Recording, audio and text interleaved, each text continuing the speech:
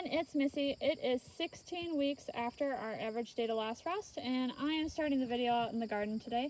Basically, we are looking for the melons. The melons should be finishing harvesting up this week, especially your cantaloupe if you're growing that. And then also you could tell that the leaves on the squash over there are pretty much turning. You can tell that frost is coming. The plants are really starting to die down. It's fall. So you want to make sure that you're also checking your squash, and you could probably start picking some of the more riper ones closer to the main plant, just because start using them. Another thing that I'm doing is keeping on top of cutting the flowers off of the buckwheat, because you do not want this to be pollinated and turn into seed. It's going to be a really weedy mess the next year if you allow that to happen. I also planted some more cover crops. I had planted some more oats last week over where the onions were, and then over here at the peppers. Now this would usually be the time that you want to harvest all your peppers to be used in canning or preserving, but they do recommend to leave some peppers on the vine to turn color. Now mine have definitely turned color. The one that I had left over there has already been picked, but when I picked the one off of it and you had that green spot, it did fill in with the purple color. So they have, I mean, once they're turned to color, you can definitely harvest them and usually freeze them and they'll be fine. Another thing that we're finishing up is picking the beans. We really don't see any more blossoms coming on our stuff because fall is definitely in the air. And so anything that you can pick and before frost comes, just make sure that you're paying attention to the weather. And yeah, we're starting to really wrap things up in the garden this week. So another thing this week is storing your onions. Now, when I store my onions, I will keep them in flats, or I'll put them on a wire rack just to make sure that they're dry. Make sure you keep them in a single layer, and also make sure that you keep their paper wrapping on the onions. That helps them actually stay really nice.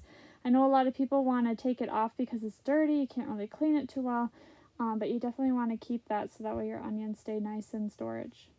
And then also we have a chance of frost coming, so we went out and we picked all the tomatoes. And you can see I laid down newspaper and some brown paper, and I have them as a single layer, and the green tomatoes will turn red eventually so we can use them. And here I'm just giving you a quick look at the checklist for this week, because I don't cover everything on the list, being I do not grow all the plants that this book specifies. But here you go, just in case something else pertains to you that didn't pertain to me this year. Just to kind of give you a quick garden tour before the rain comes, we did lay down some compost in the bare spots. It's no point in putting a cover crop in right now because it's too cold for the seed to germinate. And then you would end up, the seed would may overwinter, and then you would have it germinate in the spring when you don't want it to germinate. But the peppers, I need to get those picked and those pulled yet. The beans, I'll just leave and let them decompose in their spot. The buckwheat will also, as soon as frost hits it, it will decompose and it'll be easy to till in. And then over here, we still have the lettuce. Lettuce can still stand cooler temperatures, but I have a fleece row cover I'll put over to make sure that it stays good and that the frost won't nip it. I still need to bury my blueberry pots, which I will be doing in one of those bare spaces that doesn't have much of anything. The melons, those will need to be picked and brought in, and I'll let the vines just decompose. I still have my pole bean over here. The pods are still green and I'm waiting for them to turn brown and dry, so those I'll just leave.